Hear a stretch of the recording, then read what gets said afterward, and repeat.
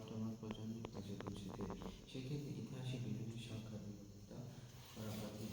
তাছাড়া ইতিহাসের বিষয়বস্তুতে মানুষ